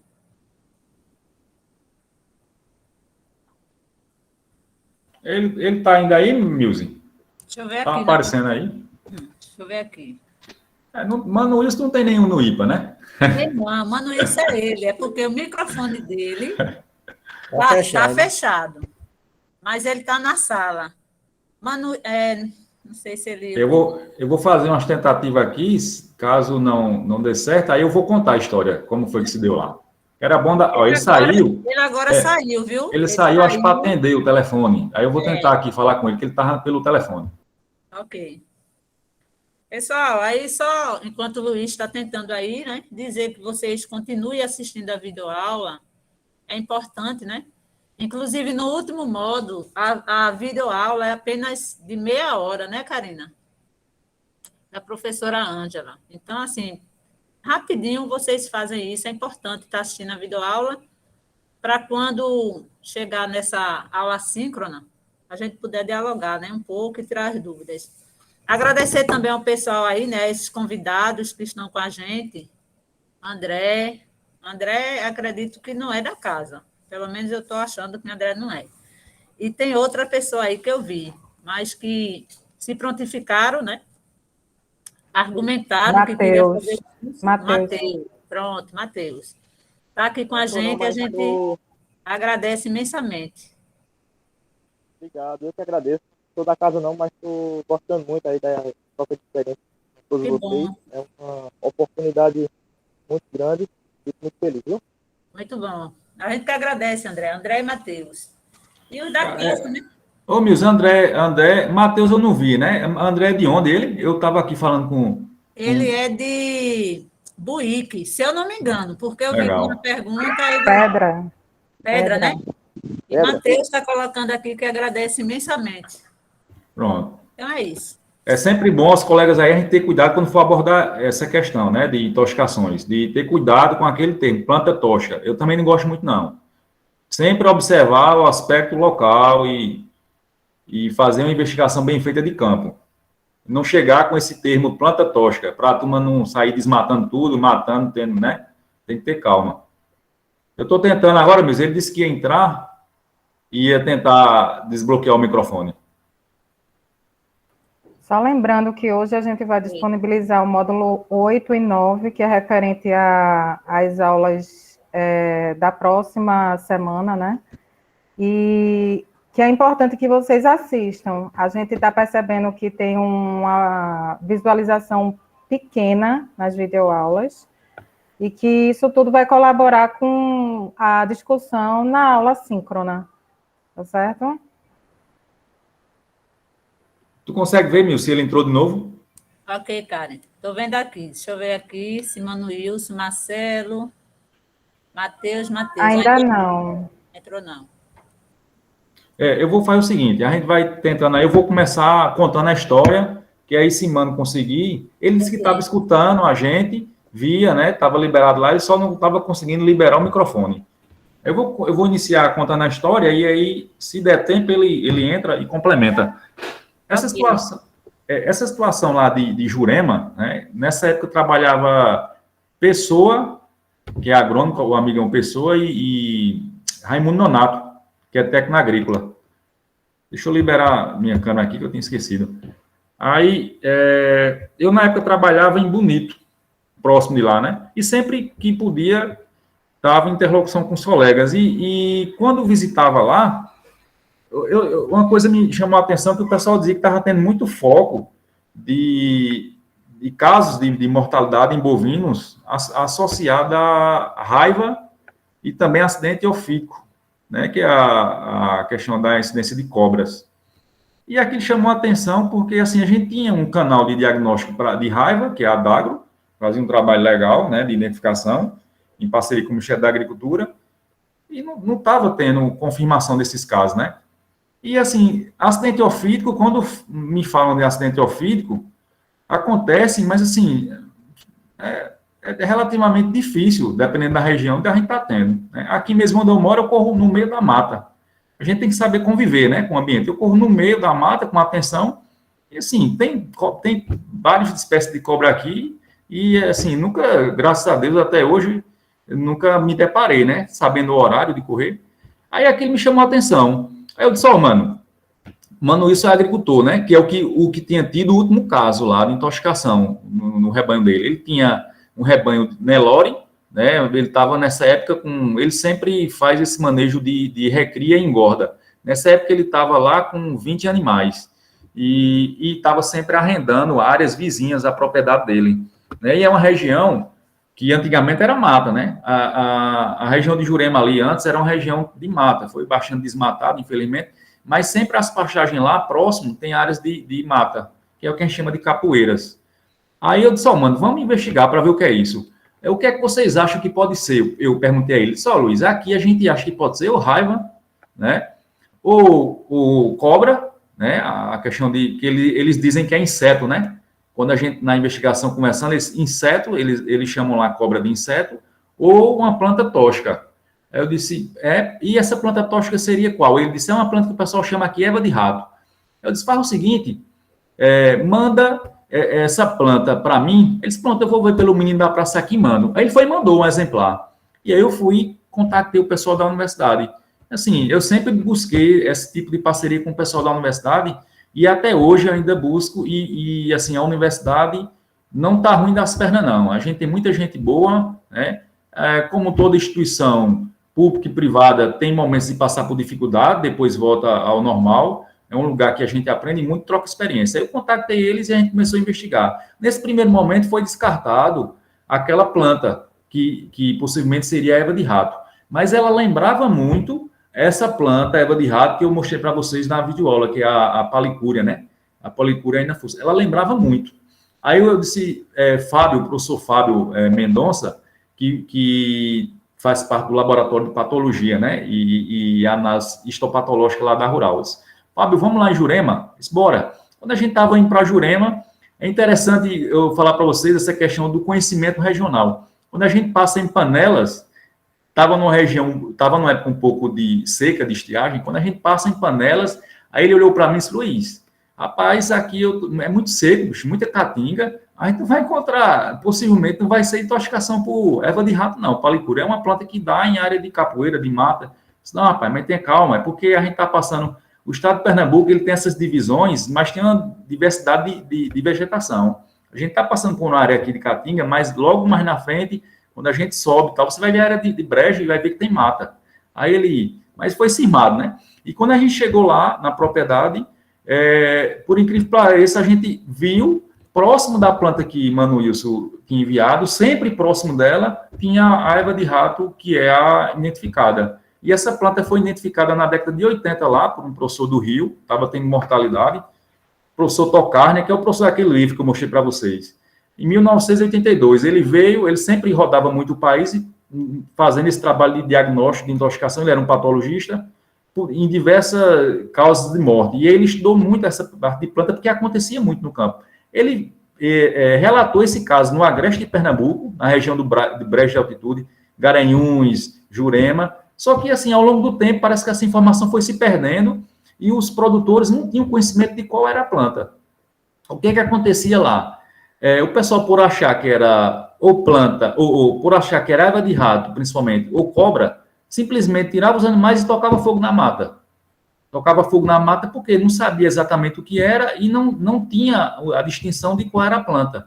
Então, assim, é uma planta que ela não está distribuída em toda a mata, ela fica em áreas específicas, podia muito bem cercar aquela área e continuar com esse manejo de utilização da forragem nas bordas de mata.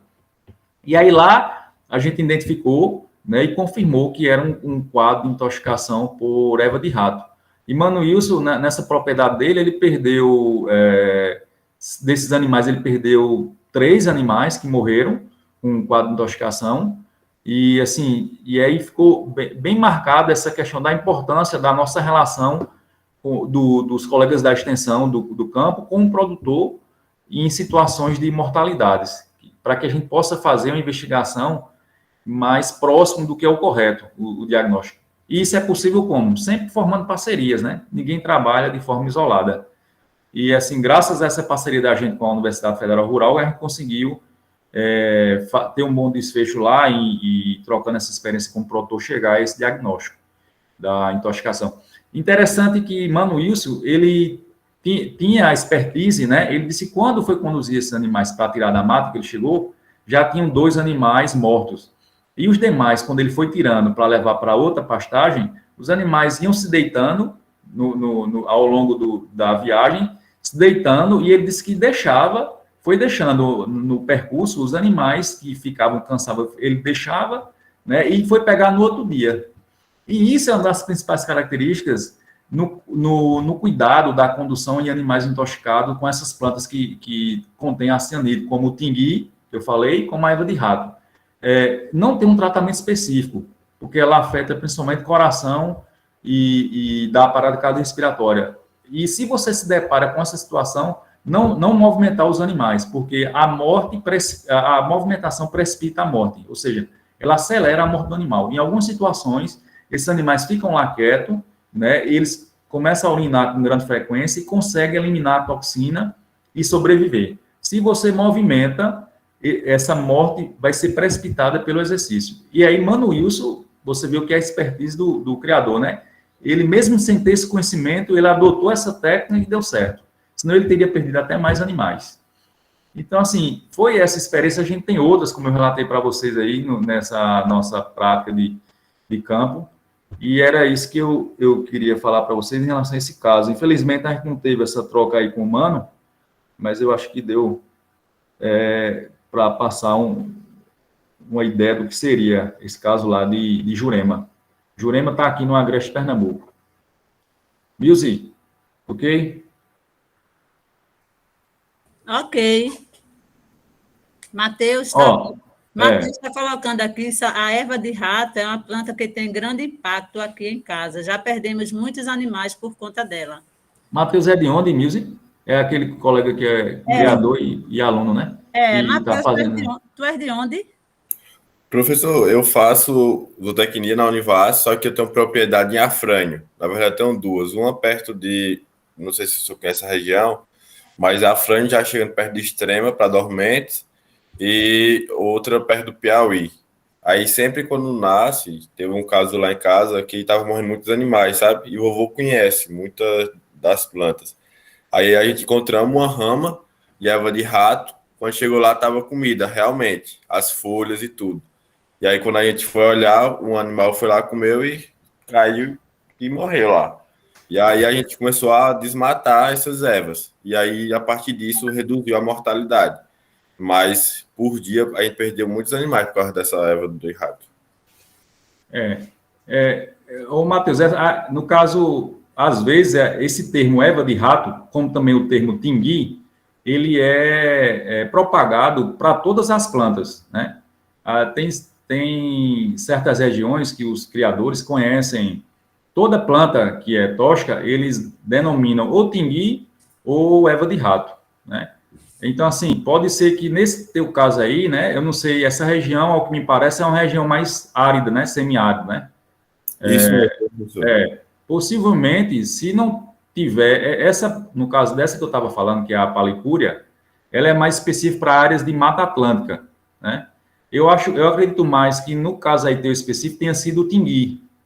Entendeu? Aí, assim, é sempre bom a gente estar observando essa questão do nome popular, porque às vezes ele é difundido de uma forma genérica para todas as plantas.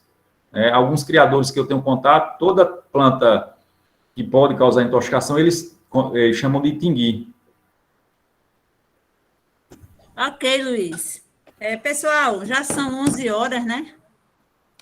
Eu só tenho que agradecer mais uma vez a todos vocês. Quero dizer que a gente continue nesse ritmo, porque só está faltando agora mais 2 encontros, né? Isso quer dizer mais 2 semanas. Eu só agradeço a cada um de vocês aí que tem disponibilizado o tempo para que juntos a gente possa tirar nossas dúvidas em relação a caprino ovino. Eu queria pedir a Amanda e queria pedir a todos vocês que abrissem, né? Não deu nem hoje para passar alguma coisinha, cheguei nas carreiras aqui, mas vai assim mesmo. Bota filtro, Amanda, para a gente sair bem lindo e lindas. Para o registro de hoje. Marlene, para a câmera.